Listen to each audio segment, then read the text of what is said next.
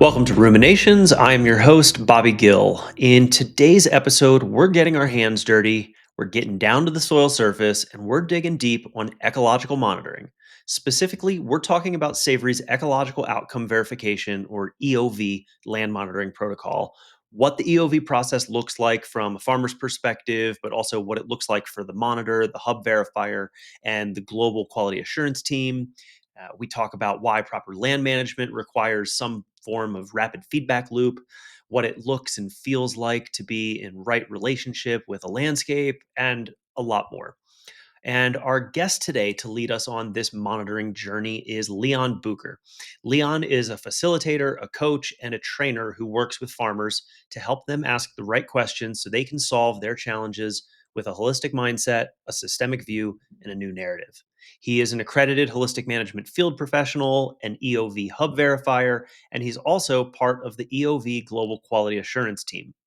After more than a decade of working in process management and design thinking for corporate teams, Leon felt a calling for something more. So he shifted to focus his career on regeneration and sustainability in living systems. Leon's perspective is unique, not just because of his wide domains of expertise, but because he's someone who has lived in, worked in, and studied the ecosystem function of a wide variety of diverse landscapes, which, of course, we're going to get into in this conversation. I know you're going to love it. I always have a blast talking with Leon, and this conversation is no exception. So, with that, let's now dive into my conversation with Leon Bucher. Hello, Leon. Welcome to Ruminations. Thanks, Bobby. I'm really happy to be here. Yeah, I I've noticed that in previous podcast episodes, a question that I usually start with is, "Where in the world are you?" And that's, I think, my go-to icebreaker because I don't know what else to say before I get into the actual meat of the conversation. But for you, you're fairly nomadic, so I genuinely am curious, where are you right now? Right now, I'm sitting in a small house in the Swedish part of Jämtland, which is the starting part of the official north of Hmm. Sweden. It is technically the middle of Sweden, but it feels very much north. So from here on northwards, it's very depopulated, very sparsely. It's on the latitude of Alaska. So we have, at the moment, when I look outside the window, it's still a lot of snow, and it'll probably be still there for another 4 weeks. And yeah, we've been here since January, trying to figure out if, after being quite nomadic, if this is a place that is calling us to root, um, while still being able to explore Hmm. and go into other regions, but as basically a home base here that we get to know even better as our bioregion. That's interesting because if you did make that decision, you wouldn't be the first Savory Hub leader from outside of Sweden to rehome themselves in northern Sweden. Because Durakan Dudu, the hub leader of Anatolian Grasslands, the Turkish hub, he's up there. He's further north than you're speaking about right now, is He's my understanding. exactly here. Oh, you're He's with exactly Dudu right here. now. Yes. Oh, I thought you were saying you were down like near Jorgen in his area, but you're further north up with Durakan. Yes. So basically, we have within an 80-kilometer diameter, we have three different hub leaders or like previous hub leaders or whatever it is. And for me, there is something in this region. So there is something that where you can really feel, and I don't know what it is, but when I'm with Jürgen at Fjellbette, the landscape there has a calling to you. Hmm. It's a really interesting experience, and I feel that is something that Durkanduro also brought here, partly, but he also loves the Swedish winters. And for me, it was also a lot about the community, the feeling or the understanding of community here, plus the landscape, and plus this wilderness, but also people living here, and also like 80 kilometers in the other direction, there is a very touristy area. Hmm. So it's a lot of things happening here. But yeah, I'm basically at the moment I'm a kilometer away from Durukandudu. That's incredible. I was out that way in September of last year. We did a Savory journey where we took a group of people to visit Fjallbetta, and we spent a lot of time with Jorgen and folks from the Nordic from the Norwegian hub came over. Folks from the Turkish hub came up. Really incredible experience, and I understand what you're talking about, where there's something special. It's like the resonant frequency that's coming out of that location. There's something unique about it, with the land, but also the people and the community. I don't know. It's hard to put into words, but it is a really special place. Yeah, and it gives, because that's the thing is like I feel like what I'm experiencing here, I would love to experience in different places as well, or to enable people to feel the same thing. Hmm. And for me, it's also being here or trying to root here gives me the energy to do this other work, like this more nomadic, this more like being around in Europe, being with Hmm. other farmers in other contexts. Having this place here is really recharging to be able to do the work. Because you live a fairly nomadic lifestyle. You and your partner travel all around Europe, teaching holistic management. Doing EOV, ecological monitoring. Engaging folks in other capacities. Is that something that you've been yearning for? Is to be a little more rooted, or to at least have a home base instead of fully nomadic? I think when we left our last permanent place, which was in January 2022, so like 3 years ago, a bit more than 3 years ago, um, we left with the intention of finding a place that is calling us, or that where we feel we want to be. And that we knew at that point it would be a combination of landscape and people. Hmm. So it's not just a beautiful place, but you don't want to be with the people. And it's not just the cool, amazing, wonderful friends and people, but everything around is too urban, Hmm. or too structured. And for us, that was connecting. This nomadic lifestyle gave us the ability to actually roam, to experience different ecoregions, to experience different expressions or understanding of community, um, and to really feel for like, okay, what is something that we enjoy? Where is a place that we enjoy? And my wife currently, for example, is interning or being an apprentice. I don't really know. We don't really know what the title is, but she's this year dedicating her year for working with this goat farm here Hmm. in raising basically a second herd that then will be in the Swedish summer fully grazed. Um, and that is also something that came through these years of nomadic lifestyle, of making these smaller steps into what is that we actually want to do. And last year was, I think, one of our most extreme years in traveling across Europe, with the van from Hungary to the south of France to like almost Spain, and then back to Sweden. And there was a lot of mileage that we did, and a lot of different contexts, a lot of different ecoregions, a lot of different people. And that I think was first very amazing, but it also showed us most of these people belonged to their place. And for us, it was Mm. this craving got stronger and stronger over the 3 years of like, where is this place where we would love to commit to? And it turned out at the moment to be Sweden. Mm. Well, for folks that are listening or watching, we made a video, I think 2 years ago, about Fjallbetta and the community of young regenerative farmers that is kind of burgeoning there in Sweden, in central and northern Sweden, and kind of being led and spearheaded by Jorgen Andersson, who is the Savory Hub leader for Holistic Management Sweden up there. So I'll link that in the show notes for people that want to see that video, because I think that gives a good perspective of what it is that you're talking about, and it just adds a little bit of color to this whole conversation. Um, but okay, so you've mentioned that you've spent a few years now living a more nomadic lifestyle, traveling across Europe. What did life look like for you prior to that?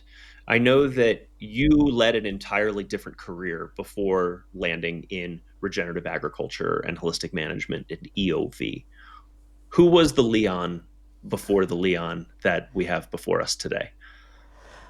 I was thinking about that, Leon, for a bit over the last weeks because I would have said I would answer to your question. Oh, Leon was a complete like process nerd. So I focused or I started my career with focusing on process optimization, workflow optimization, process management within corporates and for teams who wanted to improve their processes or they had to, or there was a planned software development and they needed to answer the software developers how they want to work in 5 years from now.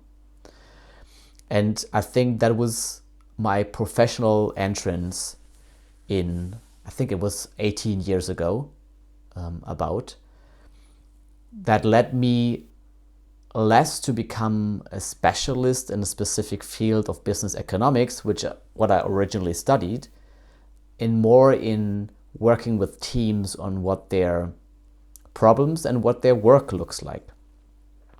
And through this work, I've ended up also leading projects in heavy maintenance for high-speed trains, and I worked with insurance companies. I worked in more like sales departments, human resource departments. There was a lot of different things, but what the core was, I always worked with a team around the question, okay, what does the process look like? Where is it blocking you? Where is something not working in the way you want it or your client wants it in a way?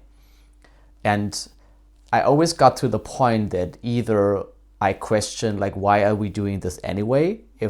Why are we optimizing a process that does not lead to an actually desired goal or solve an actual need? Mm-hmm. Or why does a team, a very dedicated team, if it's a workshop team, a project team, whatever it is, come up with something really good idea, a good approach, a good energy to actually make it happen, and then someone at middle management level says no, and basically takes all this energy out. And so when I started this questioning, I looked for a different way, I looked for a different direction, and that led me first to innovation management and how can we actually create feedback loops that will bring us closer to what we think is a need that needs to be addressed or a challenge that needs to be solved.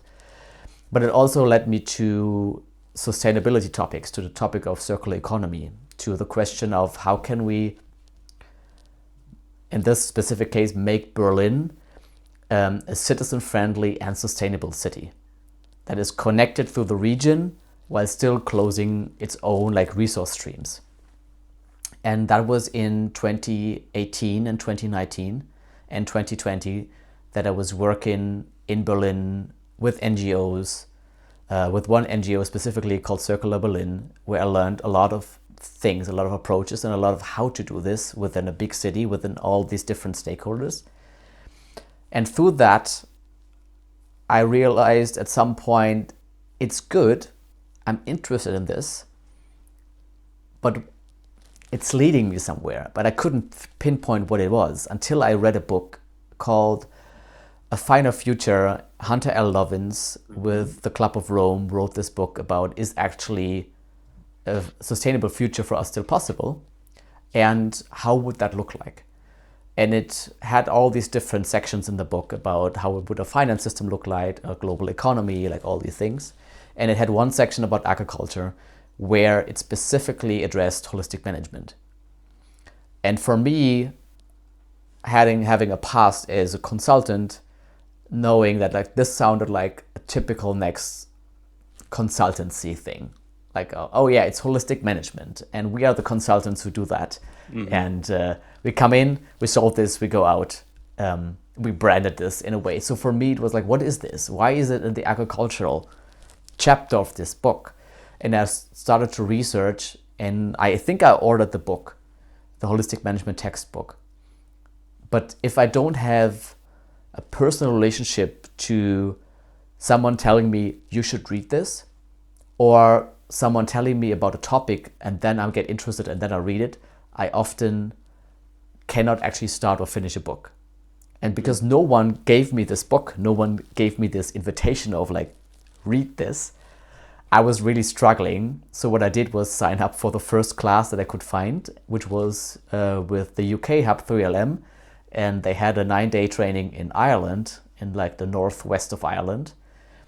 And I signed up. This was one of these leap of faith that sometimes you have no idea where you do it. And I was scared to the bone to be surrounded by Irish farmers, not being able to either understand their English or to have no idea what's happening. And it turned out to be such a pivot point, because being there, and that was just before COVID, it suddenly gave me a real like passion, because I realized I love these people. I love working with this groundedness, which is in farming, and literally grounded, but in this connection to land, and it's in observation of the land, and it's making a better life for the people who basically support all life in a way that we have. And I came back with this is what I want to do. This is what I want to like focus on. I have no idea how I get there, but this is what I want to do. And I came back with these, and then COVID happened. And I think that was another important point, because at that point, suddenly everything switched online. Before that, I was still working in a workshop setting with people for days, or a project in a real office, in a real space, which still excited me because I love working with people. And suddenly everything switched online. So my work was reduced to trying to make it work via Zoom, via MS Teams, whatever the product would be. But it also in that moment mirrored me, what is actually the work that I'm doing? Is this something I want to do? And that brought me back again and again to this holistic management, which I just had learned in Ireland, and trying to figure out how to bring this into my life. So in 2020, whenever restrictions lifted, we got ourselves a small arable strip of land where we grew vegetables, because that was allowed to do. We went to the markets. I went to visit something that was more in Berlin Brandenburg, which was still potentially like able to do that. And as soon as restrictions lifted, I was just basically addressing everyone that I thought had something to do with holistic management within Germany. I was just reaching out and be like, can we talk? Can I come for a coffee? Can anything? And that mostly feel like the respondents came back then in the beginning of 2021, when restrictions were a bit looser, not really loose, but at least clearer for everyone involved. And that was interesting enough. I think at that point, I'm not sure if my now wife, back then partner, I'm not sure if we had already described our holistic context, but it was around that time that we did that. I asked her if she would describe a holistic context with me, and she said, if you bring a bottle of red wine, we can, whatever you brought from that training, we can try it out. And that, I feel like the decision for 2021 of dedicating this year of not focusing on earning money, but focusing on making these experiences, learning the language of farming, learning the actual needs, being able to help and not just sit down with farmers and drink a coffee, but actually while fencing, while mucking out the stables, while looking at a grazing chart, while looking at whatever it's going to be, then having the conversation.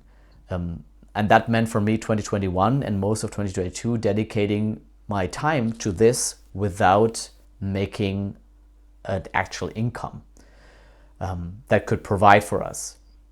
And so our holistic context and the decision making helped us to actually address, is this okay for the two of us if I do this? And And my wife gave a go back then. She said, like, normally when you're so focused on something, something will come out of this. So do this. And basically, like last year, we switched roles in a way where last year she took off and basically started to figure out what she wanted to do. And now does this wonderful work with the goats, which was also aligned with our decision making. So it sounds maybe weird for someone watching this, but we actually do holistic context and do context checks. And it has helped us a lot in making these decisions of exactly these switches of careers, of focal points. And so Leon back then was a process nerd and loved to work with teams on their challenges. And I think that's what I still do. Now it's just with this very clear focus and intention of it is about regenerating landscapes with the lives involved and with the economics involved. Yeah. That's kind of what I was wondering is squaring your previous career path, focusing so much on processes and optimization and efficiency and control, and then squaring that with holistic management, which, nature is complex and messy and chaotic and emergent and unpredictable. And so those two could seem like they are in opposition to itself, but it seems like you maybe have a common thread between them that is not looking at the thing itself, but looking at the underlying processes that allow for the outcomes to be achieved in whatever system it is that you're managing. How do you see holistic management and your previous life focusing so much on processes and systems? How do they sit with one another? I think for me, holistic management, I did involve myself a lot with system thinking before and how to map systems and how to work within systems. And I also got into like all the different agile frameworks of agile project management that also try to tackle this whole complexity of why we cannot predict what will come out of this project at the end, although every management level wants you to tell in the beginning if you will actually have a solution in the end. And you're like, we don't know. That's why we have this process. So for me, holistic management gave me first kind of this relief, this peace of mind of, all right, it is complexity, and complexity means to let go of this tightness of control and way more going into the seat of observation, making assumptions, testing these assumptions, and observe again. And holistic management, I just, it's one of these things where I feel it helped me so much because for me it is a very much a hands-on field approach to working with this complexity, because it shows you the complexity and then it gives you steps to not break down the complexity into a simple problem, but into how to actually work within this complexity while leaving it complex and not trying to simplify it. And I think this combination helped me to like, oh, I can finally make sense of what system thinking is and how it can be brought to life with letting go of control. Framing what we actually want to do, like framing what we're in, what direction we're heading. Also our personal direction, the landscape direction, like our community, everything around. And then when we have this frame, when we have defined this whole, when we have understood that letting go of this control of complexity, once we have this really embodied and feel it and know it, not just know it, but know it, then always the next question is, yeah, but how do I work now with my team? Yeah, but how do I now get this done? How do I communicate? Do we need to meet? Do we need meetings now anymore? Like, what is now the next step to bring it into practical work that needs to get done on a farm. And I think that's where the processes for me comes in, is this setting this frame, setting the mindset that needs to happen within this frame of the whole that I'm in, the bioregion, the ecoregion I'm in. But then something like fencing, something like how do we do the chicken tractor, something like how often as a team do we meet, like what is the agenda, like how do we document things, record things, how do we optimize processes within our market garden, our like paths, our walkways, like why is there so much waste in every day's work, although like I think we can do this better in a way. And I think on that level the processes come a lot into play again, of like we still know we are within this complexity, we still know this is our broad direction, this is the life we desire, this is what we want to bring as purpose into this place where we are. And now we have to organize how we work with each other. And that's the processes. And that's really helpful, especially when you always connect back to, we think we're going to be right with this, but the first intern, the new employee, me jumping in for my wife will show us that we actually have not described everything in a process, and that is all right. Yeah, you don't have to know everything to be able to manage. Excuse me.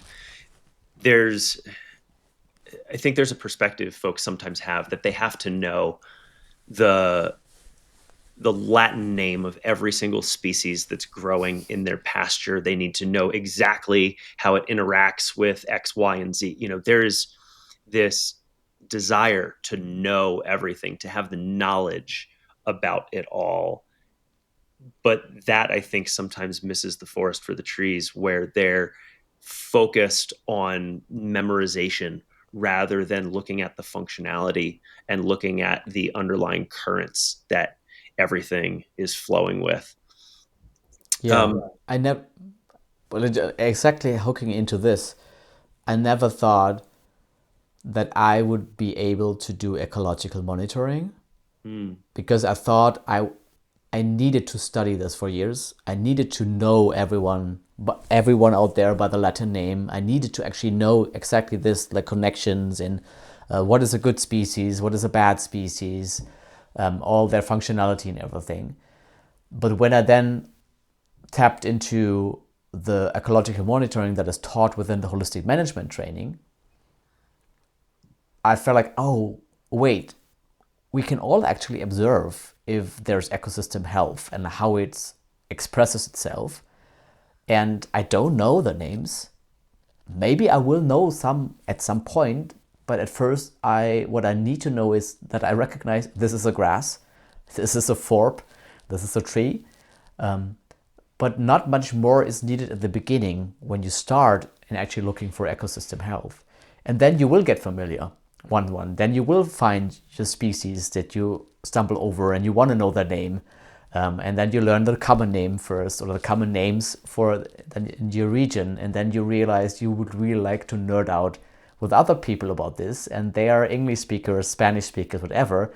And suddenly the common names are not enough anymore. And they're like, maybe I can remember a Latin name just because I really like Dactylus glomerata or something. So, and for me, that is basically the reverse way that I thought I had to do it. Like, I have to go to university, I have to study agroecology, botany, whatever it is, and then I can do it.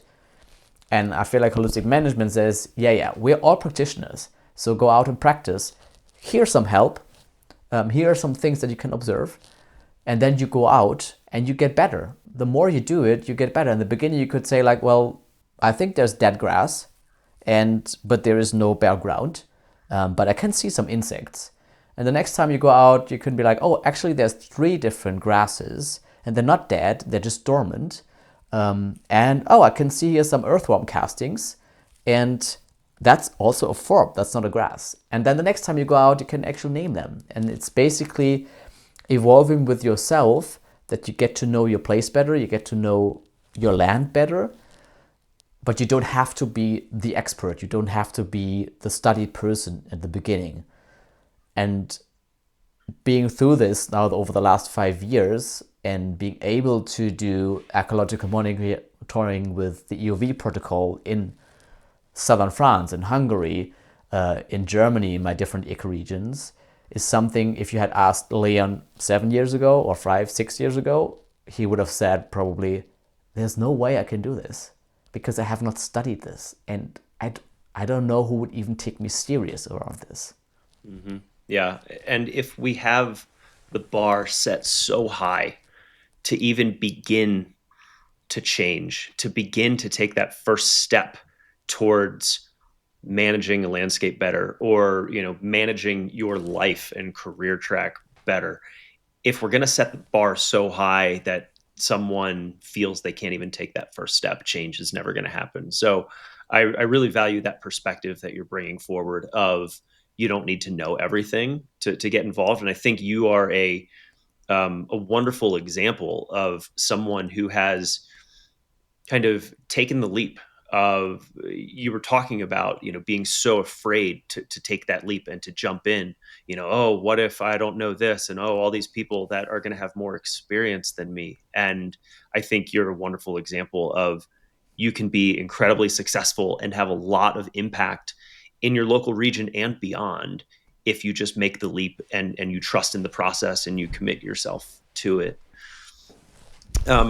You started talking about ecological monitoring a little bit, and you are part of the EOV Global Quality Assurance team. And so I want to get into EOV specifically. But first, can you just talk a little bit about why ecological monitoring is important in land management? Just broadly speaking, what is the function of ecological monitoring, and why would someone want to do that? So I feel like there's different levels of like why it is helpful. And if it's, I don't know if it's levels or perspectives, depending on how you see it.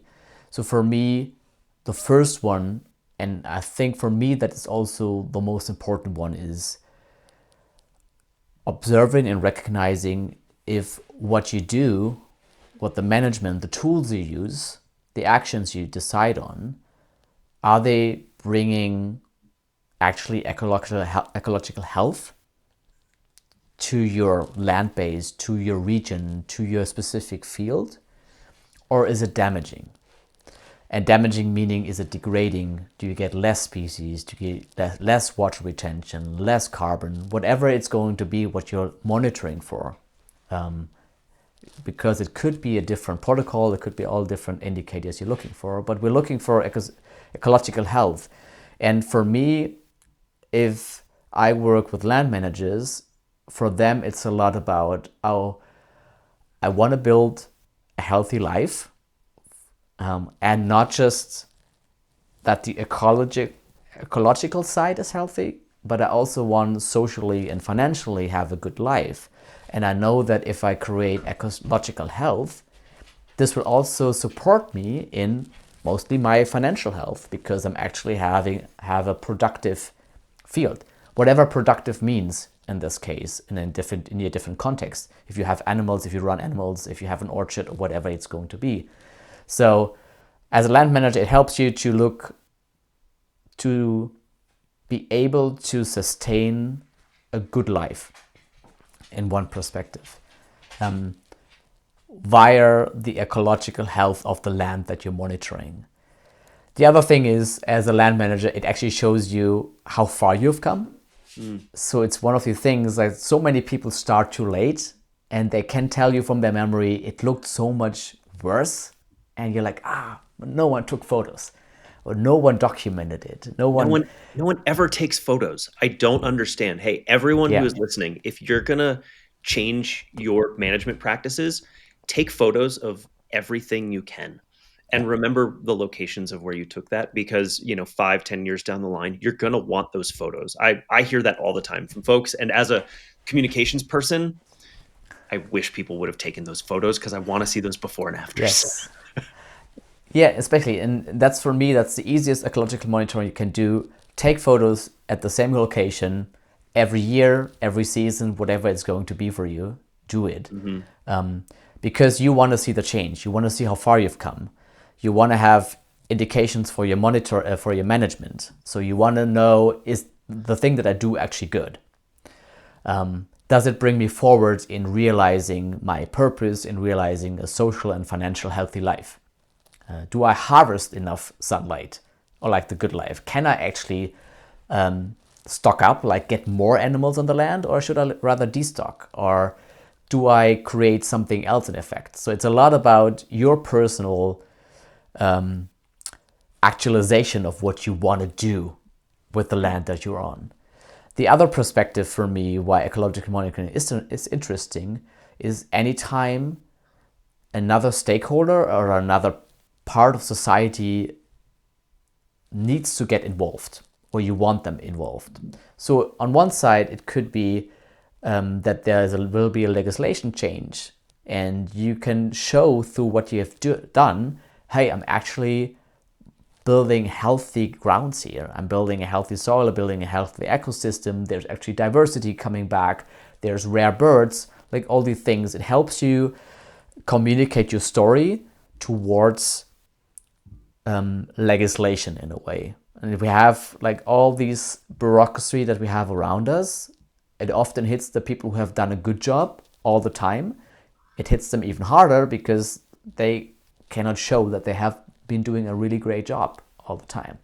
So it's communicating towards, if it's the municipality, if it's EU subsidies changing or whatever it's going to be, it's being able to show the good work you have been doing and making a case for yourself.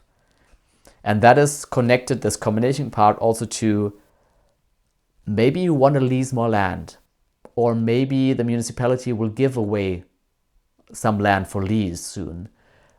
Ecological monitoring and therefore documenting what you're doing also is a really good communicator in showing you're the right person to take care of that piece of land.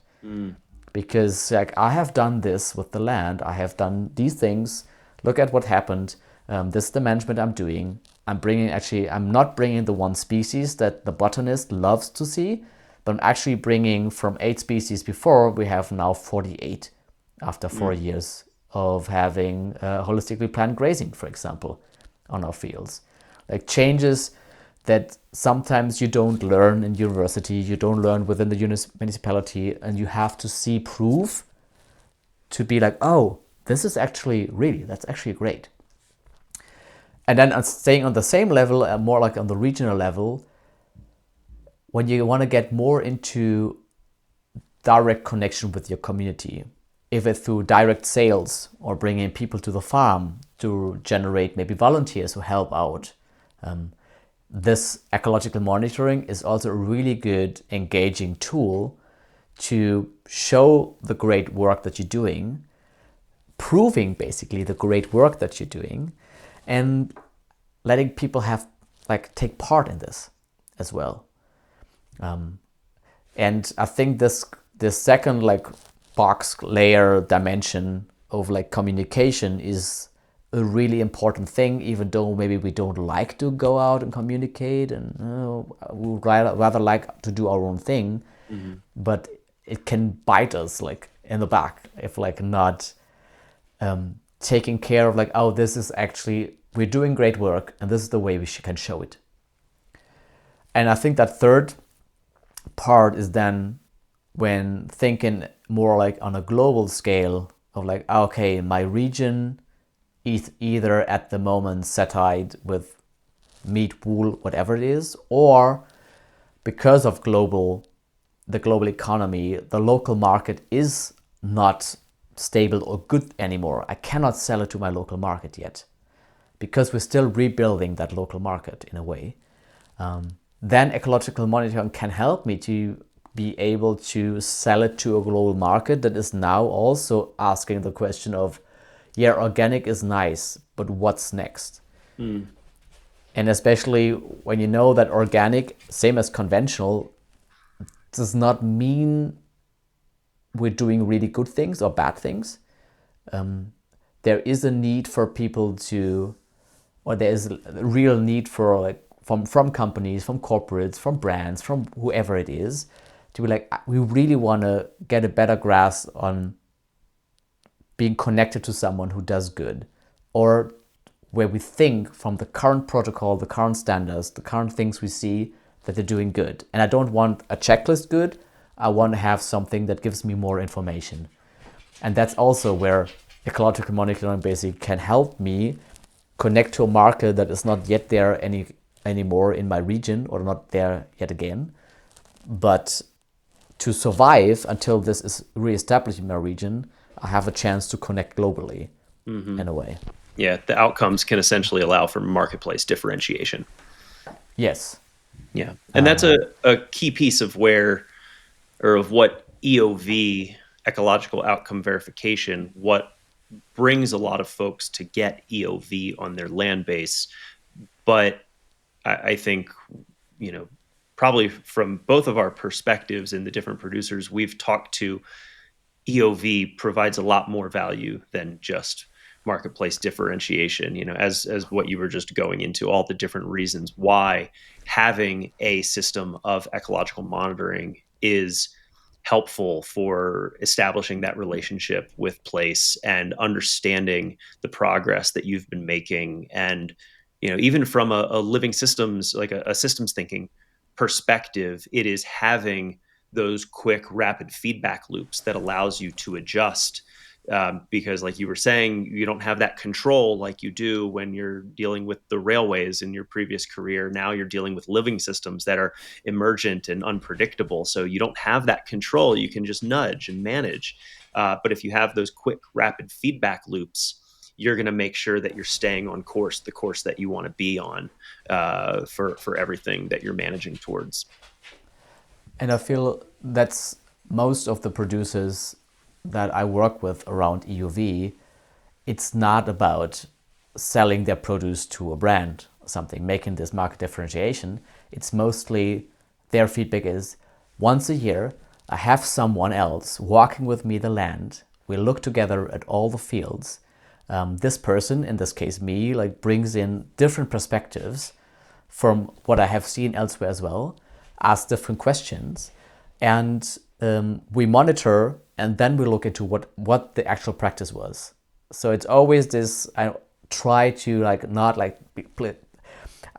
talked to one of my favorite farmers that was like, don't tell me anything before, let us monitor and then tell me what you did. But let's look at first, what do we observe before we make assumptions of what was right or wrong. Let's observe that there is more thistles here or more rushes there, or that there's actually, it looks like there's way more grass here, and I think there's legumes that we haven't seen before, but I'm not sure, so I'm just observing these things. We observe some toxic plants showing up here and there, and then we talk about like what has happened, like what was the management like over the last year. And then from that, we're like, okay, what could the tools have? Could the tools have an impact on that, what we see? And if so, what would you like to actually do? Like, what would you actually like to see happening on this specific field or on this paddock or whatever it's going to be? And what would that then mean for your management? What would you like to try out? What would you like to trial? Maybe we do a trial next to each other and monitor both and see what is happening. And I think that is most of the people I work with are interested in this. They're interested in walking the land, having feedback from outside, having another set of eyes, while they sharpen their own eyes through these dialogues that we're having, through these conversations, to then make better decisions with whatever direction they're going. If it's direct sales, if it's still selling through a bigger market, if it's whatever it's going to be, but it's basically for their management that they're interested in. Mm-hmm. This episode is brought to you by Savory's growing community of regenerating members, listeners like you who care about real solutions for our global grasslands. Over the past decade, the Savory Institute has helped restore more than 100 million acres through holistic planned grazing, creating productive and resilient landscapes where fertile soils lead to healthy food and thriving communities. But this kind of impact is only possible with support from people like you. For just $10 a month, less than the cost of lunch, your support can help restore nearly 400 acres of land every single year. And as a Regenerating member, you'll join our global community of over 600 like-minded people committed to making real change where it matters the most. You'll get access to Savory's private online network, a free holistic management online course, discounts from partner brands, and even opportunities to connect with Alan Savory. Signing up is fast, easy, and it makes a real impact. Just visit savory.global/member, that's savory.global/member, and start making an impact today. So we've mentioned EOV a few times now, but so far in this podcast, because this is still fairly new, and we're actually recording before the podcast has even launched to the public, so you have no idea. But we haven't explained what EOV is yet. And given your role on the EOV Global Quality Assurance team, I thought it would be a great opportunity to have someone like yourself just give us the rundown. What is EOV? How does it work? What does it look like in the field? Like, let's dive into it. So EOV is a monitoring protocol put together mainly through the lead of Pablo Borelli from Ovis 21 in Argentina, who will probably also be on the podcast or has been on the podcast. And so the question was mostly like, how do we actually monitor ecological health, ecosystem health on our rangelands, like big rangelands and different patchy areas that we have, but they're all over the world in different areas, different ecoregions, there's different climate, there's different things. Is there still something how we can come up with a protocol that helps us to monitor for ecosystem health, adapt it to our ecoregion, that will then create a benefit for the land manager, the land steward themselves, but then also can be used as data for a connection to a project or a brand or like a different market in a way. And EOV, as the name says, ecological outcome verification, it's not a certification. So you don't get like the classic organic certified checkboxes done. You look for, does the outcome actually give us enough indication that the land is moving into a regenerating direction? So we're not looking at practices, we're not looking at tools, we're not looking at what you exactly did. We're just looking like, how is the land responding? And this is done through two parts that we do. Is there's the short-term monitoring and there's the long-term monitoring. And the short-term monitoring is directly connected also to the holistic management framework and the ecological monitoring that is within there. We look at 15 different indicators that are leading indicators.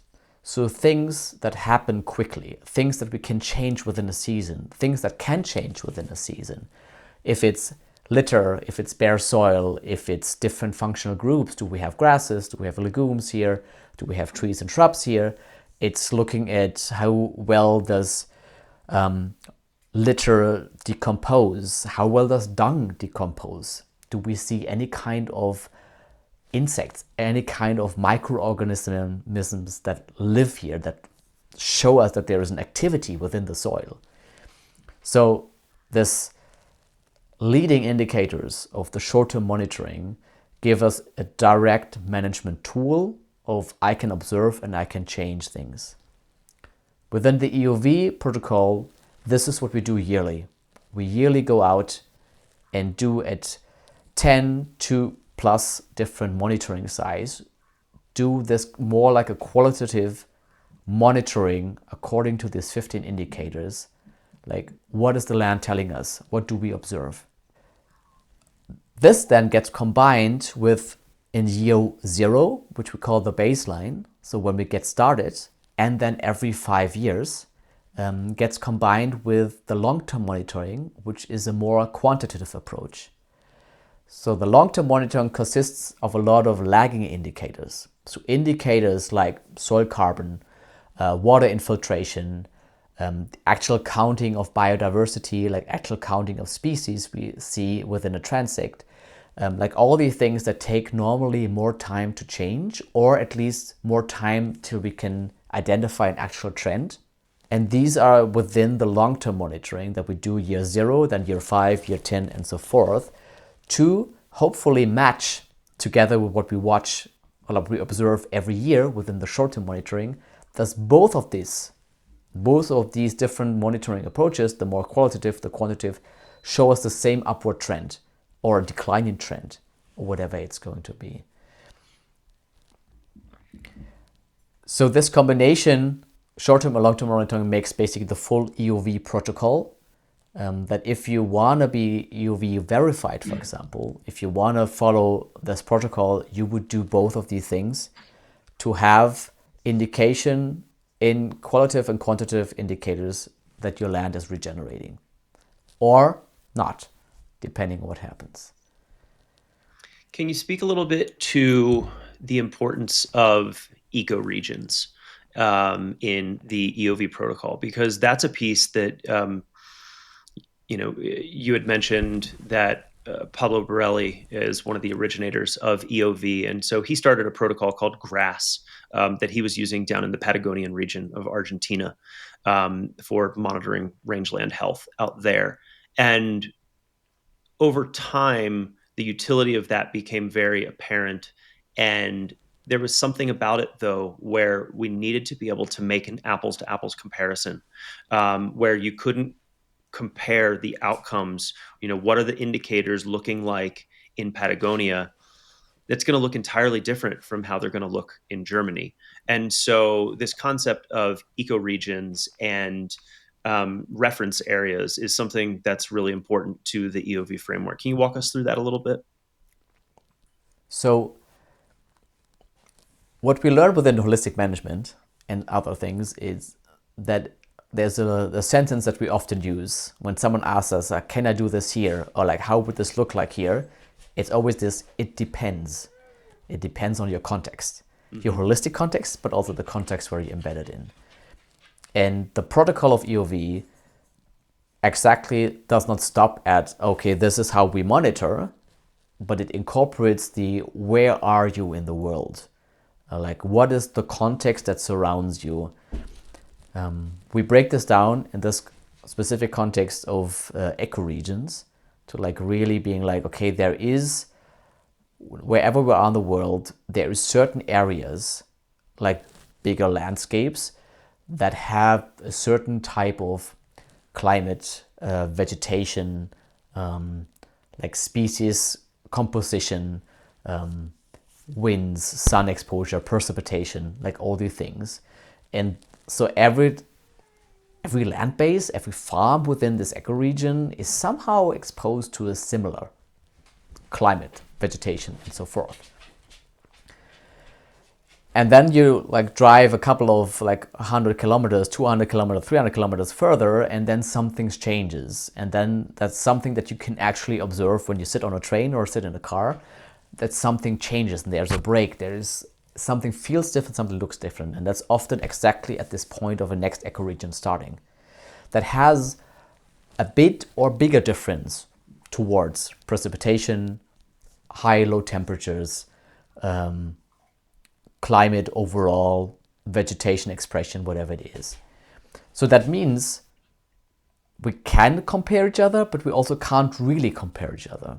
And that's what the scorecard, the ecoregions and the scorecard within the EOV protocol try to actually grab or like bring into life of this protocol is we define ecoregions. That's mostly based on actual like stratification done by universities that we basically tap onto.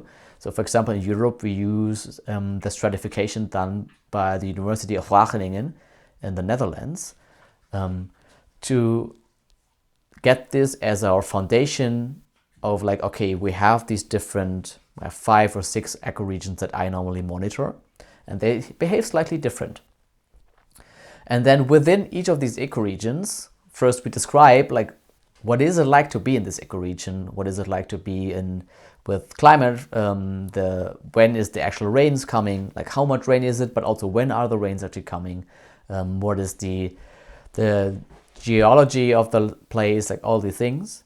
What is the brittleness Like, are we in a non-brittle or a very brittle? Like, how is the humidity? Like, how is the humidity around the soil surface? And then we get into this next layer of, okay, and what is actually like a good expression? Like, what is the potential of this place? So we take our 15 indicators, and when we're calibrating for an ecoregion, we look at each of these indicators and are like, okay, does this fit, or do we need to calibrate it towards our ecoregion? And in the case, for example, of a more brittle area, if it's in South America, North America, or in Australia, you would often expect to see, for example, a bit of bare soil. A bit of bare soil is still like really good, for example. In my ecoregions, 0% bare soil is really good. As soon as I see a 1%, someone was really hard working against this land in a way. So from the indicator, basically, we calibrate the indicator fitting to the ecoregion, not trying to make it look nice, but actually being realistic. What is the potential of this place? And what does it look like to have a healthy, thriving grassland, for example, here? So we calibrate some indicators like, for example, the bare ground expectations, but we also then look at what are species within different functional groups of the grasses, the forbs, legumes, the trees and shrubs that we expect to see here if this was a regular, healthy grassland, for example. Some species disappear very quickly with the slightest errors. These are more like desirable rare species, but then there are some species that should be here. With a good management, they should be here. And these are obviously very different depending on where in the world we are. So we also calibrate these key indicator species as something we want to see, and not because we are managing for a species, but we know that if this species is present, a lot of other species will be present too, a lot of other ecosystem processes will be healthy too, because this key indicator species gives us even more information about how good something is done. You're mentioning the correlation between, okay, this indicator isn't the outcome that I'm specifically managing for. This species isn't necessarily what I'm managing for, but rather it is representative of the overarching ecosystem function. It is correlative with the ecosystem function that I'm trying to improve on the whole. How do the 15 different indicators that are evaluated in EOV, how do those correlate with the 4 ecosystem processes? So a couple of these indicators have a very specific like relationship, something like life canopy abundance. So the meaning of like how much green photosynthesizing leaf mass is actually there is a very direct connection to the energy flow within the 4 ecosystem processes: energy flow, water cycle, mineral cycle, and the community dynamics. And all of the indicators either has a connection to one of these ecosystem processes or to multiple of these ecosystem processes. And because we're in complexity, we know that it's not a one-on-one relationship, but it's all of it is connected. So I know that if I have a good life canopy abundance, so a lot of broad, dense, high green sward standing in my field, this encourages a lot the energy flow. But I know this will also help the mineral cycle. This will also help the water cycle because I don't have bare ground. Like, we're coming back to this, everything is connected, but it helps us, these indicators help us to look a bit more focused on the different ecosystem processes to then assess, are we actually moving forward with our ecosystem health overall? So it's basically 15 indicators showing us how the 4 ecosystem processes are doing, showing us how overall the ecosystem health is doing, without simplifying it, but making us able basically to assess what we're seeing. Mm-hmm. And some of those indicators are more obvious with how they correlate to ecosystem function. For example, dung decomposition is clearly looking at the mineral cycle. How well is carbon being cycled, from dung down into soil? That's a pretty obvious one. But then there's ones like bare ground that I think are representative of a lot of different ecosystem functions. And so it's telling you a lot more than just one piece of the puzzle. Um, I guess I'm wondering, because you look at so much EOV data and you do so much of this field work yourself, are there any indicators that are your favorite that you specifically like looking for, that you're like, oh yeah, I can't wait to check out, such and such on this property?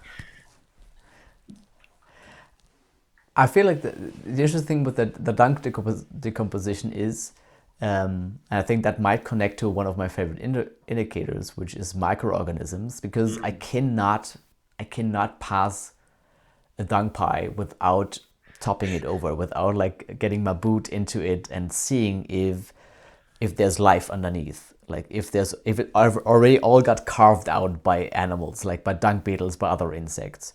um, I love the microorganisms as well, because it's always the one indicator when training people that get everyone involved, because suddenly everyone gets down to the ground and looks, mm, like for any kind of sign of animals, like micro, like if you find ants, if you find a spider web, if you find everything, people get really excited when it comes to that indicator and they get involved.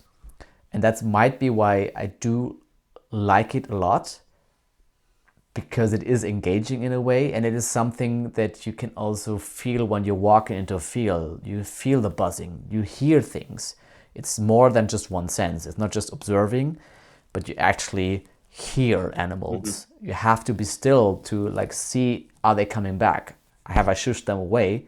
But are they coming back? Like, what is happening? And sometimes you're like, oh, I don't see spiders, I don't see butterflies. I rate this as -5, and then you turn around and suddenly whoosh, it basically surprises you. mhm, So it's also the one indicator that the rating might change the longer you stay in a place, because that life comes back mhm. I've sometimes. I've heard from some other EOV master verifiers that what they will do is, when they are approaching their transects, when they're going into the field to do some monitoring, they will try to be very slow and gentle. They're not just going to drive the quad straight into the pasture and like come to a screeching stop and then get out and get going. It's, how can I enter this pasture delicately and pay attention to the sounds and see when the sounds stop?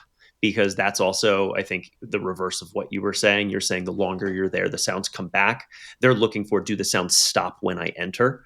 And so I think that's an interesting perspective of just not just training your eyes, because that I think is the obvious piece with ecological monitoring, is training your eyes to assess forage and different species and look for certain evidence of wind erosion or the rills or pedestaling on a plant or whatever it may be, but training your ears as well.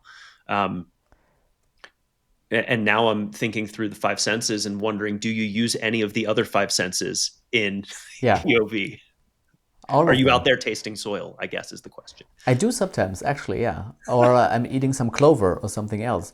No, it's very interesting what it does to you, and I feel like we're actually like, when we connect to all five senses, something else gets also activated. In some of the trainings, we do a challenge of everyone walks calmly by themselves into the field and makes a mark what they think would be the overall like value of this ecological health index, like the number that comes out of it. Once you do all the 15 indicators, you get a number that tells you, is it regenerating, degenerating, stable, something Mm-hmm. like this. And there is a challenge, or like a task exercise, that you go into a field and just by feeling, hearing, seeing, smelling, a wonderful, like a good, like pasture smells incredibly good. You really want to bite into something, and sometimes you bite into something. And it's incredible how close to the overall EHI, the ecological health index that comes out of it, how close you are. Mm. You wouldn't be able to pinpoint in these 15 indicators, oh, it's because I saw this and because of this. But the overall feeling you get after doing this for a couple of times, and when you're taking the time to actually use the approach, use the walk in with observing with all your five senses, you get a very close call to what if you use the scorecard, what the number is. Mm-hmm. The scorecard tells you like, oh, because you subconsciously observe this, this, and this, and this, and that's why basically. But there is something that, yeah, you can definitely, you know when you're entering a healthy grassland. Mm-hmm. There is something that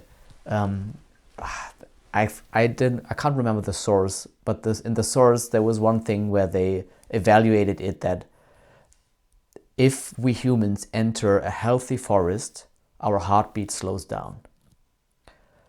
And the connection was to a healthy forest. Mm. So there is something what we maybe cannot explain, what we maybe cannot really like describe, but if we stay in this moment and don't think about like, oh, what do I have to do next? What do I tell the farmer if this rate's bad? Like, if you actually stay in this moment, you get a really good connection to, is this healthy? Is this thriving? Is this good or not? And the EOV scorecard helps you then to pinpoint down like what is the thing that is good here and what is the thing that maybe needs improvement and what maybe also stays the same because the context or the weak link of the farmer are currently somewhere else, but we know something is out of balance here. Mm-hmm. This is all reminding me the advice that I hear folks give to producers at times, which is don't drive through your pastures, walk through your pastures. Because even if you're not out there conducting ecological monitoring, when you're moving at a slower, more deliberate pace, and your senses are activated because of that slowness, and you're not, isolated within a vehicle with the sound of an engine and all of that, you're going to notice a lot more about the landscape when you're on foot than you are if you're just moving quickly on some sort of motorized vehicle. I'm such a better monitor if I'm out there alone. I have that experience last year in Hungary in one of my favorite places at Remni Farm, Mm. and when I walked alone on these hills, I am just noticing so much more. It's just like it's really a significant difference, and then it's always balancing what is more important in this moment. Is it more important to have the conversation with the producer, with the rancher, the farmer, the land steward, and talk about things? Or is it actually taking time with the land first and then having these conversations? And that's always a balance that we need to do. And we often walk silently together into a field. And I try to notice things before we start talking about things, before I get asked questions. But yeah, there is something about walking by yourself without headphones, without phone on your ears directly, just walking into it. And that is like connecting to the beginning, like connecting to like taking photos is one of the simplest monitorings you can do because you will get feedback. Yeah. Mm-hmm. So say I'm a farmer and I've heard about EOV and I'm saying, okay, you've convinced me. This sounds interesting. I'd like to engage someone to get EOV on my farm or ranch. What does that process look like for getting set up? Can you run us through what a producer should expect throughout this process? So first thing is often the most difficult thing is like finding out who to reach, like who to connect to. Mm-hmm. So there's multiple ways. Either you can write directly to the Savory Institute and ask, hey, I read on your website there's something about EOV, I want to get involved. And then you will get connected to your local hub. And the local hub will then pick it up from there to have all these conversations around like, okay, what are you looking for? Like, what is your need? Like, why do you think EOV is the best thing for you? Because for me, that is always something Sometimes people hear something and they think it's the right thing for them. Maybe it's not. But you basically would engage in a conversation with your hub, with the closest hub you have, around like, oh, I would like to get EOV on my farm. Okay, here are some fees, or here's how we communicate or work together. And then once you have settled all the more like bureaucracy stuff, like more the getting in touch and like how we do this, it's a lot about, can you provide me, for example, I'm your hub verifier. I would like to set up your baseline. I would like to work with you, Bobby, as the farmer. I would ask you to send me information about your fields. Like, do you have any kind of digital like outlines of your fields, like everything that belongs to? Do you have any information, like how is it going on these fields? Like, what's the past management? Like, what are you currently doing on it?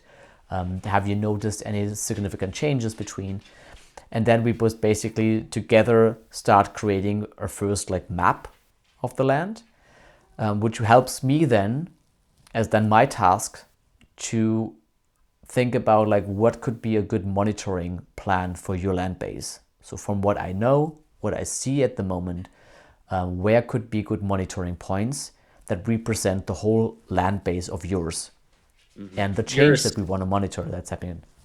You're essentially trying to assess before arriving and doing the actual monitoring and setting things up. You're trying to get a sense of how homogeneous is this land base, or how heterogeneous is this land base, because that will then dictate how many monitoring points need to be set up to gather representative data of what's happening throughout all the different pastures, right? Yes, correctly. And especially to really be able to grab the difference of your landscape, the difference of your land base that you're having. So like not everything in the same similar homogeneous permanent grasslands, but being like, oh, there's also like a different strata that is more like south facing slope, or we have cropping land that we also want to monitor, or we have a wetland that we want to monitor as well. So trying to get an idea of what is the overall look of your land base, and trying to do as much before we arrive in understanding and exactly making a rough monitoring plan where I think it would be great to put a monitoring point.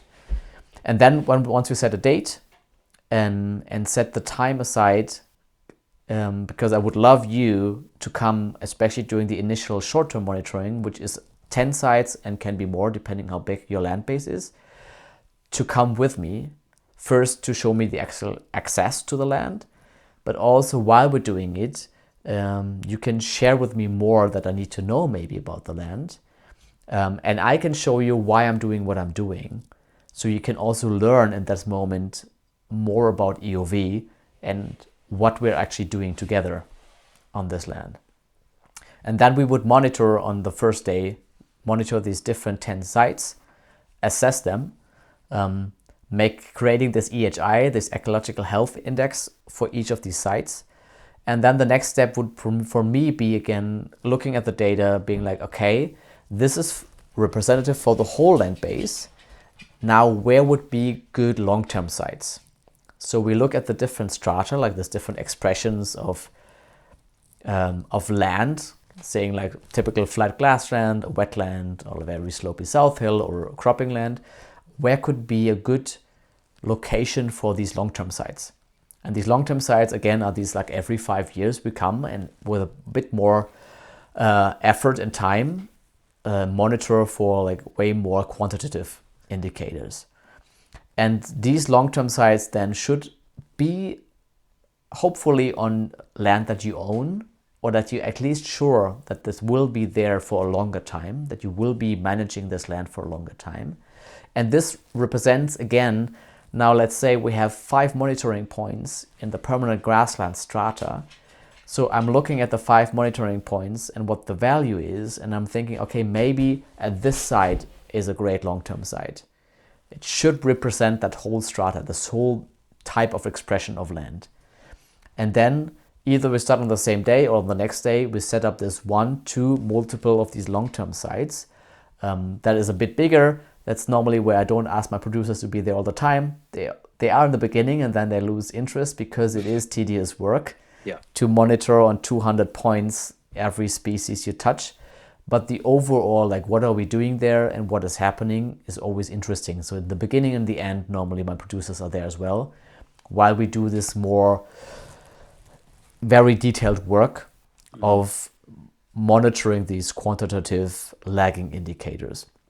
And then once this is done, and this is normally, let's say, like 2 days of work overall on land base that we are engaged with each other, I would collect the data, would put them into a report, put them in the global database so that they're safe, because that's basically our data container, to keep the EOV data in a safe place, create a report, and then I would either, I'm in your area and then I prefer to talking to you personally, like in person on the site, or if we're further distance, I normally set up a call, especially after in year zero, in that baseline year, we set up a call and I'll send you the report a bit ahead of time. You can look through it, but then we go through this report like page by page to tell you like, okay, what is it, what we do? What do you see here on these pages? What do these numbers mean?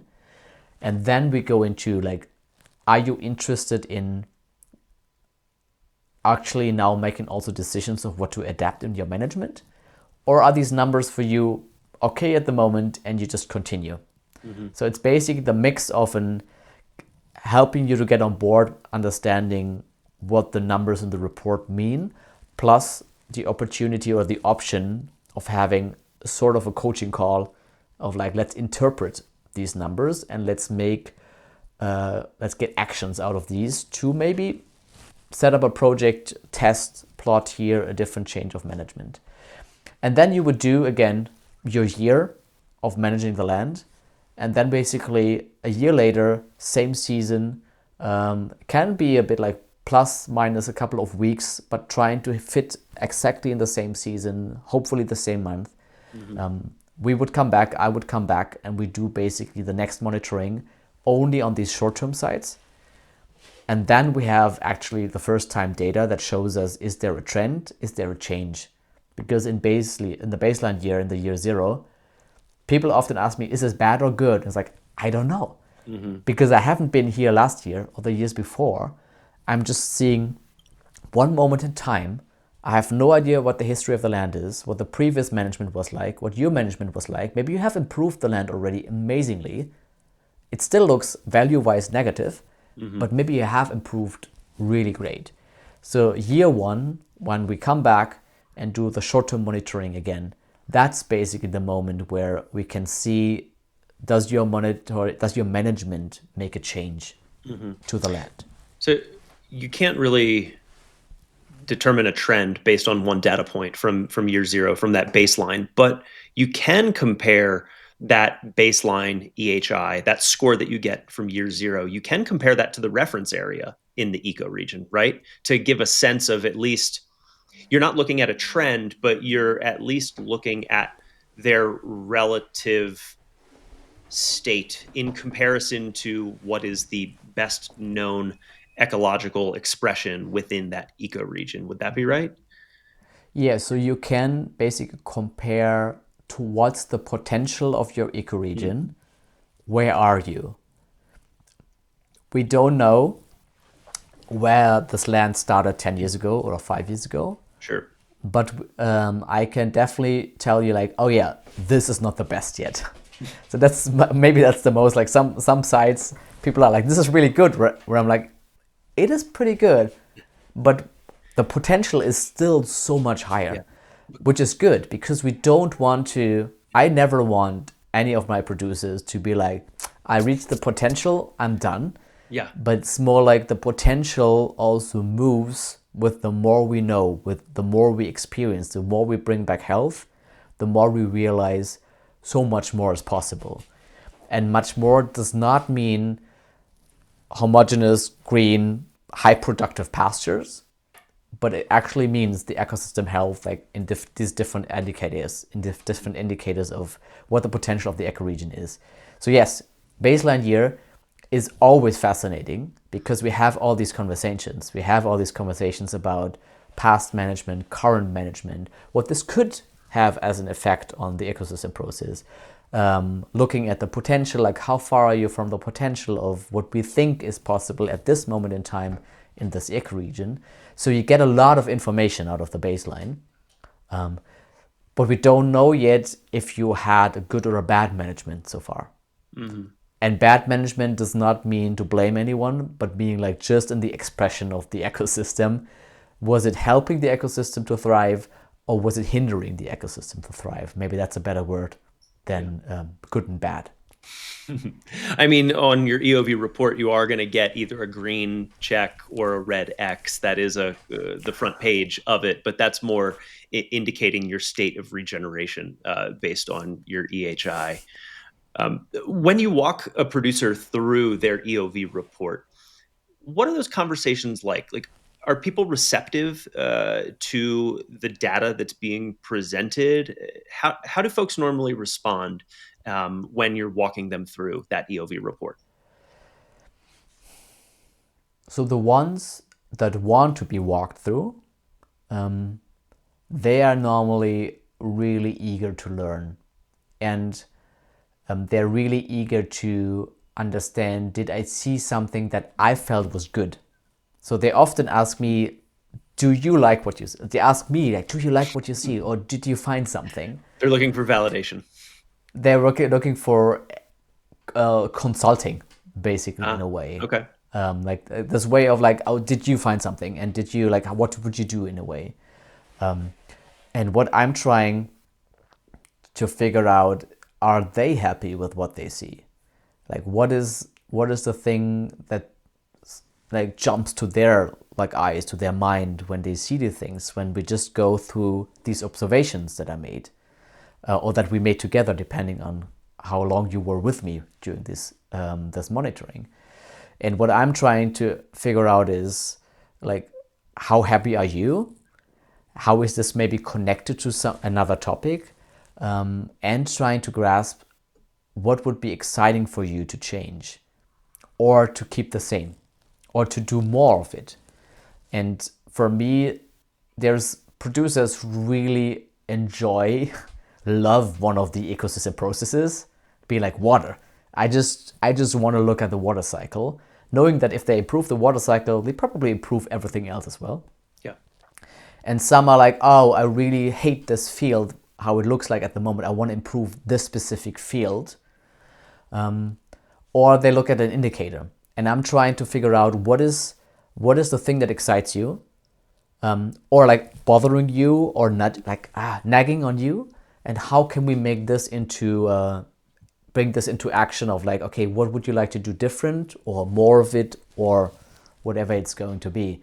So it is I think in the beginning a bit of annoying if you're not used to it, that it's not an agro consultant who tells you, oh, I've seen these values, this is bad, you just need to use a bit more of this fertilizer at this moment in Hmm. time, and please do exactly this grazing regime for this thing, and I think here we should do this. So it's more this, no, we have a conversation of, I observed something, you know your land better, and you also have, why you did things, and now how can we move forward Are you for saying you? that nature can't be reduced down to a series of if-then scenarios? Some people try, but well, I guess the success rate is not that great. And All right. Let's move into the quality assurance piece, just to give folks some perspective on what the quality assurance looks like within EOV, because it's not just the monitor goes out and monitors the different indicators and hands it off to the verifier who puts the report together and walks that through the walks ugh, pardon me, walks through the report with the producer. There's also this layer of quality assurance for data integrity. And so you're one of 5 folks on the EOV global QA team who is monitoring the totality of EOV data that's coming in, and you probably have more accurate numbers on how many land bases are in the system globally and how many hectares are being monitored globally. But if you know those, feel free to tell us. But Too many. no, never, not enough, not enough. No, not enough, not enough. Too many to remember. I will. Too many on your to-do list is, I think, what Yeah. you're referring to, not the impact that's being had. Yeah. So, why is quality assurance important, and what does quality assurance look like within EOV? I remember one thing that I think maybe he might have been my first boss back in 2007, something. And he was really, really into quality gates. That was the processes days, project management days. And he said, if you put shit in, you can only get shit out. Like if you put bad quality in, quality can never rise after that. You can only keep it on this level of the bad quality. And it can go down or it stays on this. Mm-hmm. And I feel what we're trying, and that's all the three that you said, like the monitor in the field, the hub verifier, who then looks at the data first because they're the best connected to their ecoregion and knowing their lands and what the expression is like. They basically look at very qualitative on like, does this make sense? Does this fit? Do I have questions back to the monitor? Not asking for like them to defend themselves, but more like, hey, did you hear something from the land manager? Did you observe something else? So there's basically already two quality gates happening with the monitor putting in the data, the hub verifier putting in the data, and while that also like pushing that then to the global quality assurance team. And we basically, because of seeing so many different land bases, and I always have to, before I open a land base to verify it from the global quality assurance team side, I always have to zoom back into like, okay, where in the world I am, what ecoregion is this, what is the potential in that site, like how does that look like? And after a while you get a hang on in a base. And then basically we look at the third quality gate in a way, is all the data there? If the data is not all there, is there an explanation why? Because again, in complexity, we know things happen. A photo gets forgotten. A whiteboard is not correctly marked. A dog is in the photo, like whatever it is, like seen all, or like I couldn't collect all the data. Species. We want to see more dogs in pastures. There's a lot of dogs in pastures. Or I couldn't identify other species. I have placeholder for species. Like all these things happen and they're okay. It's basically just needs to give us context why. Mm-hmm. Like, is this like, at one monitoring, we got completely rained out. We had no chance to continue the monitoring. And these things just happen. So what we're trying to figure out is like, does the data make sense from all this? If something's missing, is there an explanation? Is there a reason why? Not to justify yourself, but just to know if we come back to this data in 2 years, in a year, 2 years, and 3 years from now, I don't want then questioning what I see. I want to be like, oh yeah, that was the year where we included the warm season grass, the warm season grasses back into our scorecard because we found them finally in Germany, creeping back over the Alps basically. And that's why all the values dropped by -10, for example. So these things I want to know as global quality assurance team, so that in the complexity that we're in, we have the best of understanding why things are there or not there in the data, or why things can be seen or not be seen in the data. And then what we do is first is actually just the checking, is everything there? If it's not there, does it make sense? And then we look from our like bird eyes view also, okay, does this fit to the overall monitoring in the specific ecoregion or within this hub? Do they always score this with -10 when they see the expression of the life canopy abundance, for example, like that high or whatever it's going to be? So like trying to get also connecting these different land bases, these different monitorings, and does it make sense? Do we see patterns that make sense?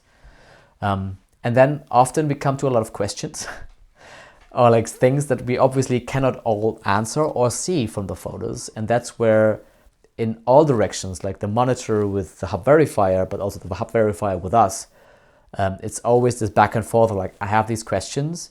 Can you just give me some context around these? Can you explain to me why the EHI score declined, but you still recommend this land base for regeneration, for being verified, regenerating? And in these points, we'll try to gather data, we'll try to see patterns to then make sure that the decision that we make in this moment of verifying a land base for regenerating or not regenerating is, from what we know, the best decision possible, knowing that we probably don't know everything, knowing that we probably make a mistake with this because we're in complexity, so we assume we are wrong. But at least from what we see and what we connect as information and what we've heard from the professionals on the ground, this fits. And trying to create this consistency now, like trying to be consistent in what we as a global quality assurance see and verify that this makes overall sense. You were mentioning looking for patterns in the data that is in front of you as a QA team member. And just like when you are out in the field and you are needing to train your eye for pattern recognition, for looking at the different indicators that are trying to tell you something about ecosystem function, I'm wondering if your eye is getting trained on EOV data as well. Like the more EOV data you look at, are there patterns you're seeing, or are there things that you are seeing more clearly now that you have, a year or however long of reviewing this data under your belt? How has that changed for you over time? Yeah, I think in this moment, I'm really sorry to every hub verifier that I bugged with so many observations and questions last year, because I actually had to train my eye Hmm. um, on one hand on different ecoregions that I have not been to, like some that are very brittle, but also sometimes in things that have been decided on a hub level that other hubs do differently. Because that's the other thing that we're trying to do is like EOV being a global protocol, please interpret the indicators similar. Not the same, but as similar as possible wherever you are in the world. The expression can look different. A +10 in Australia could be a -5 in Germany when I come to live canopy abundance, for example. But we're still looking at the same thing. We're still interpreting the indicator the same way. And I think that is being in this role now is also training. I was training and a lot of asking questions, a lot of making sure like, oh, you don't need to justify, I'm really just learning because of things that I'm seeing and I'm not sure if they make sense. And figuring out once something really doesn't make sense. And it gets better. Like now being a year in, you can go through photos and you get this like, this was wrong. You have this feeling of like, I think this is too high scored. And then you look into the indicator and you're like, yeah, this doesn't compare to the other things I've seen. And I'm often wondering if this is too detailed, if I'm pinpointing out, oh, on short-term side number 6, I think there was somehow the scoring in bare soil is off, something Hmm. like that. But it is something that you start to recognize. It's not something that you have to mention all the time, like if it's just like one little piece within everything, but it's something you see. Like also when you just have the values next to each other, when you do the same ecoregion for a while and one land base gets the note of like, oh, because of the very dry year, the values are lower. And then you look at and you're like, no, I saw in the same ecoregion other land bases, they were doing fine.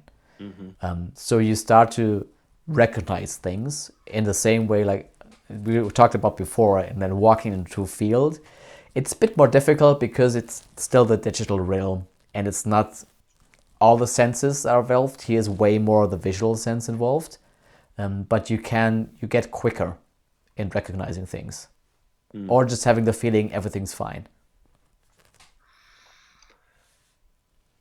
I want to be respectful of your time because I know you have another call you got to jump to here shortly. But there is something that I saw you say, and I'm not recalling where I saw it, but you said that regeneration is relationships. And I just want to put that out there and see how you respond to that. It makes me smile, as you can see. It's for me everything on this planet Earth, on this universe is a relationship. When we are on the molecule level, when we're out there in the fields, when we look into the soil, when we're looking above the soil, when we look at the interactions between grasses and graziers, when we look at us humans, it is just something we cannot we cannot regenerate a landscape without our relationship that we're committed to a place, that we love this place, that we really want to do this together. We cannot do good regenerative work, whatever that means, within a corporate or a team if we're not looking at our relationships, if we're not caring for our relationships. I want to know more about the soil. If I want to know more about their relationships and how it also affects my gut biome in a way. And I think regeneration is relationships is for me something that gives me a very positive way forward, because it starts with us and something that we can do. Again, as before, it's not about understanding every single relationship that I can map between in the soil food web, but just knowing that we are in a relationship, knowing that there is life happening in a relationship means that every action I do, every comment I make, every step I take, like literally putting my foot on the ground, I am in relation. And I can form this every day. I have, with every action, with everything I put out there, with every way I say hello to you or not hello to you, I start forming this web of relationships around me, which gives us a lot of power in a way, although we always think we're very small, although we always think like, oh, everything is too big to change, but it's actually not. It's like just build relationships from a place of authenticity and care, and you will make it your place. You will make a crazy big change that you don't even know what everything will change, because you will complexity not know everything that will change. But yeah, regeneration is a relationship, brings it back to the very immediate, like, this is something I can do. Do you find that EOV, or just ecological monitoring in general, I guess, to be protocol agnostic, that spending that time with the land allows for a better relationship with the land? I'm absolutely in love with all the land bases I'm monitoring, all the landscapes I'm being, and I'm crying that I can't go to southern France this year, that another monitor has to do it, because when you start caring, and caring can start with observing, with noticing, you really want to know. You want to go there again. You want to go there again. You want to be like, oh my gosh, this land is so beautiful. Or like, oh, the farmer walking the land with me is smiling more. There is so much love in a way happening in this moment. And through this care, like, so many other things that before seemed impossible will be possible. I jokingly say that I have a relationship with every land that I walked onto, and I think it's just half joked, because I feel like it's always returning to these landscapes that I've got to know through ecological monitoring. Is feel like I'm coming home to someone I know and someone that I care about. And I really want the people that walk with me over this land to have their own version of that excitement, because the ones who care, you can see it in the land. The land responds in a different way. Beautifully said. And I think that is probably where we will leave things today. I have a lot more that I wanted to get in with our questions today. So perhaps we'll do a round two at some point. We'll see how folks respond to this and see if they want one. So let us know in the comments if you want to hear more from Leon. As I let you go here, do you have any parting words of wisdom that you want to leave with our audience, or anything else that you think people just need to hear right now? Something I read recently was, in times of confusion, in times of big changes and feeling powerful and feeling like, oh, I can't do this, or feeling like so insecure in what you do, one thing that someone said was, remember that you are here. You are here in this moment, in this place of land, in this room that you're sitting in this life that you're currently in. Start where you are. Like, first remember you are here, and then start from there with something that is just slightly out of reach. You don't have to make big changes all the time, but something that is a little stretch, that can be healing the relationship to your father, your father-in-law, to someone else. That can be starting to get off the tractor and actually walk the land, whatever it is. But you are here, and start where you are. Wonderful. Well, Leon Bucher, thank you so much for joining us today. That was wonderful. Thank you. Where can folks find you online if they would like to keep up to date with everything you've got going on in the world? So there's my personal website, which is leonbucher.com, which you probably might link It'll be in the the show notes, how they say. But we also do land regeneration as more like the holistic management focused and community building focused project. And I do love to share my ways of thinking about the world on Instagram as well. So if you want to get to know more like what my brain sometimes comes up with, because I have to remember it, Instagram is probably also a good way to go there and find. Yeah, we'll link your Instagram in the show notes as well. I believe your handle is Leon's Regenerative Journeys. So you can find Leon everywhere online, find him in the show notes. Leon, once again, thank you so much, my friend. Thank you very much, my friend. Take care.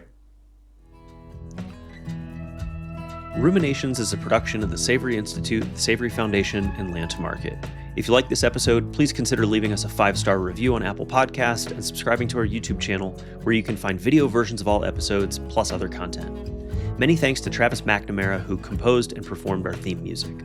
If you're looking for show notes, links to things mentioned in the episode, transcripts, or more, all that can be found on our website at savory.global/podcast.